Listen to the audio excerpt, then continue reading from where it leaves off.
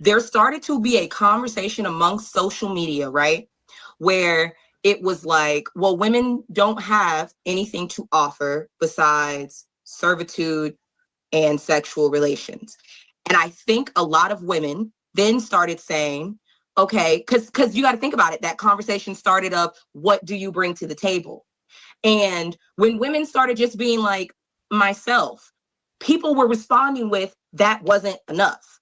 That's so not an answer, though. Women started hearing men list off the things, and I'm not saying it's right or wrong. This just goes into my point. Women Lady started Di was going to educate you on what men were expecting you to say if you were communicating some value, and it wasn't money. I think Lady Di's hit on it. Go ahead, Lady Di. I understand that it's not money, but that's where the confusion came from. The confusion, and I hear a lot of women say the confusion came from, they went and did these things because they heard men say what they valued in themselves as a man. And a lot of women took that as, well, maybe that's what I need to have for him to see me as valuable. No. And so they went and got a 6-figure job. No, they went and got a house. So you're saying they thought we were saying, oh, we need you to bring money. That's that not because true. You have when they heard you say, I am a 6-figure, I'm not a 6-figure, I am a high value man because of this. That don't have the ring of truth to it. Let's be honest. Who did you hear coin that phrase? She's gonna high value man. No. The what do you bring to the table? Is it safe to say that you heard Kevin Samuels say that on countless times with sessions with women? Yeah, a lot. So did you not hear him follow up and say, men don't want your money? So if you heard these two things, how are you getting from that women were confused thinking they was talking about money when the man who coined the phrase and the whole entire stream was adamant about, no, it's not money? Because women don't be listening. They just be listening with emotion, first of all. Okay, it well, was I very can agree with that. Then. I got a question. In those videos. And if you dated, you say you're married, Leisha? How do you say your name? Yes, Leisha. How long you been married? So I've been married for 3 years. I've been with him for 10. Okay, because I was gonna say you've dated other guys, right? And you've had conversations with other guys in high school. Okay. I met him when I was 18. So you don't have any dating experience. So when you're hearing other women talk, because that's what you're voicing your speech on, is other women speaking. Yes. You're not listening to what is actually happening. You're hearing what they're saying, but you're not piecing it together. So that's where a lot of women get. Luckily, I'm glad you're married, but if you wasn't married, it would be very hard for you to get married thinking like that on other people's thoughts. You got to figure out the dating market, figure out what men want. And if you're trying to get married, you kind of adapt to that. So obviously money is not nowhere on the table. Some men do, require their women to work or whatever, but I don't, besides that, they're not looking for money like that. They're looking for you to be a good wife, a good mother. Most of the time they're looking for a good mother, because if you're a good mother, you're a good wife. So all of these things. But men have been saying the exact same things they want from women from time memorial. But for her to say that men told us that they want a woman with a degree and a career, men have never said no shit like that. If they started saying it, that's because women have been saying they're independent, they don't need a man, right? Because men are tired of being the ones paying bills, and then the woman is working and saving her money. Because it's like, why are you here if you're not going to put our resources together, invest together, and build together? If you're going to let me pay all the bills, but you don't even want to cook and clean, but you want to keep working as you save your money, but using my money, that's the only time a man may look at a woman's career. Because it's like, okay, this doesn't seem right. Why are you saving my money and I'm using all my money? But men have never told women, we want career women, we want women who, because they know even if she makes $100 million, she's going to want a man who makes $200 million. It's all these qualities. Like when you said, they're looking, what you bring to the table is yourself. That's not an answer. What the hell is yourself?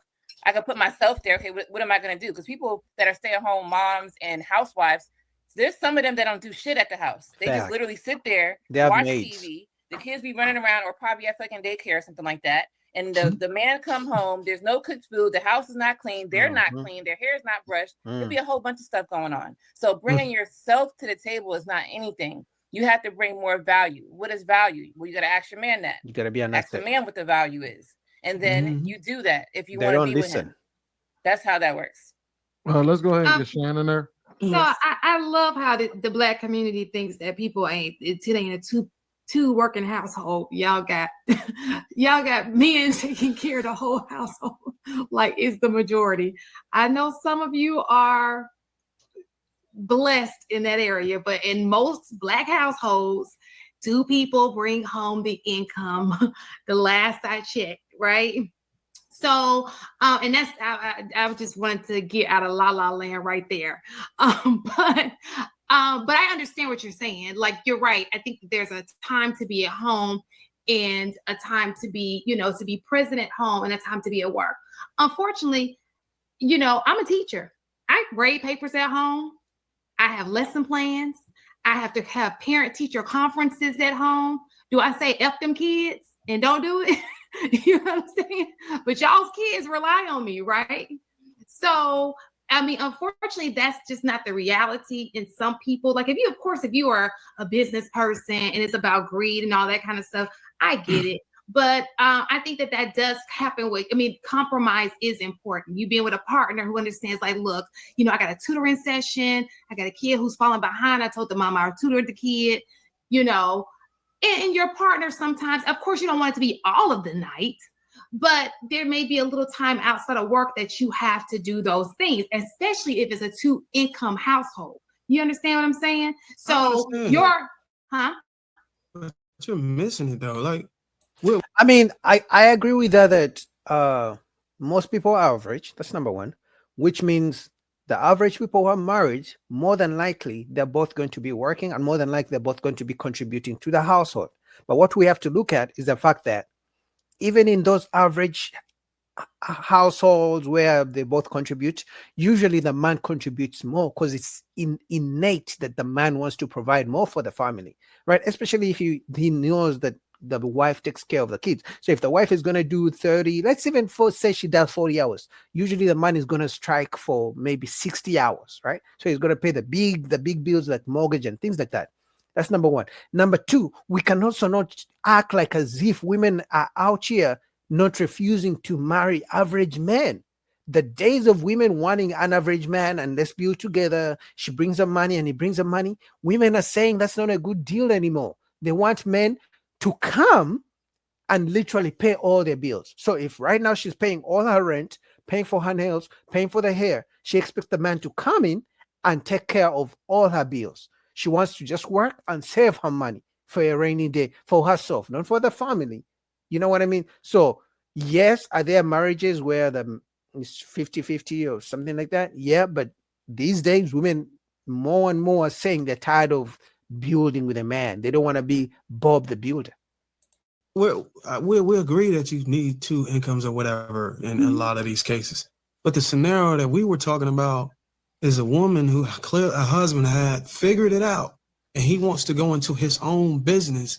And he wants her to accompany him and accruing the revenue necessary to sustain the resources instead of having to go and work in corporate America for a race that's going to benefit. Hold on, wait, hang on. But can't you can't even shut up?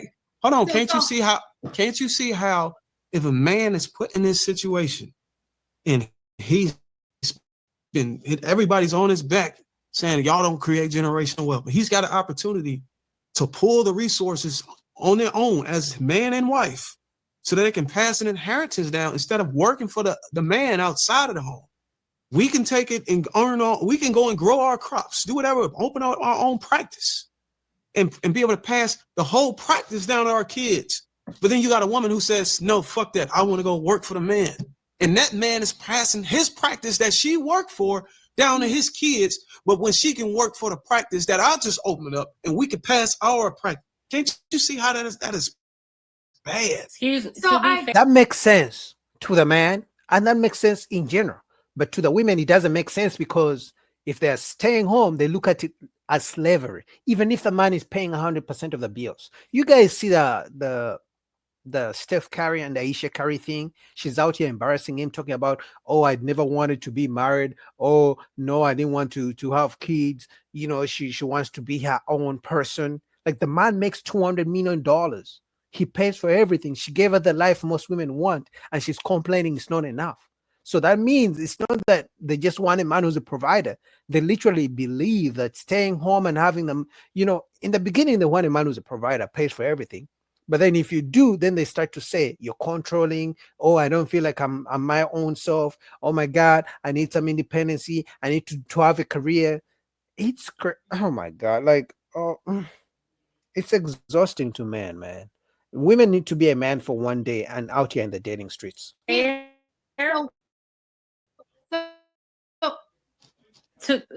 so sorry. To be fair, I'm answering this from the perspective of a business owner, and a startup needs some type of foundation.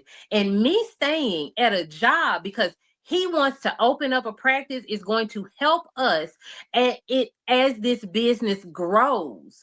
I can help at my job because do you understand how hard it is to start a business and keep that business afloat for the first 5 years? I am making that decision not only because maybe that's something I want to do with my life because that's my career, but I'm also making that decision as a wife that knows how rocky a business is. And house bills have to be paid. Something has to be done, and someone has to have some type of steady income. So because I know about startups, that is a good decision for the marriage. You should have led with that, because when you answer the question, you said, that's what I want. It changes to do. things. Yeah, you're changing up. It changes things because basically what she's saying, once her husband's business gets steady, and she'd be more inclined to go and work at the front desk. But that wasn't the energy I was getting when I initially asked the question. So it changes things. But you can kind of see how it was a confusion there. You get what I'm saying? Yeah, I'm not trying to. I understand. Can I ask it was this? Both of the things. Can I ask this? Yeah. Is it supposed to, like, say these are two completely opposing fields of work? Like, if she's a partner at a law firm and she worked hard to get there, are we saying that we expect her to, like, leave that to then become the receptionist at his doctor's office? Well, that's the question. Would you do it? She wouldn't. Would you do it? She wouldn't do it. You know why? Because if she's going to do something that enables the family, she's going to think she's in the 50-50. So if as a man, I have a company and I tell my wife, hey, listen, modern woman, and you tell the modern woman, hey, let's work together. This is my company. You're going to be the secretary. Oh, I don't know, assistant. She's going to feel like she's in a 50-50 because she's working for the company that benefits the family. She would rather go work for somebody different, respect the boss, but she doesn't respect the husband. It's crazy. So they would rather have their own separate thing from the man, from something that pushes the family forward, rather than work with the husband that's something that benefits the. I know, guys, it's a crazy mindset. It doesn't make sense to me either. I just try to make it make sense for you guys and just break it down to in two pieces, too easy to digest. But guys, that's their mindset. Personal? Would you do it? You. No. Why? That's where I'm fucking stuck. No. So no. In that particular scenario that I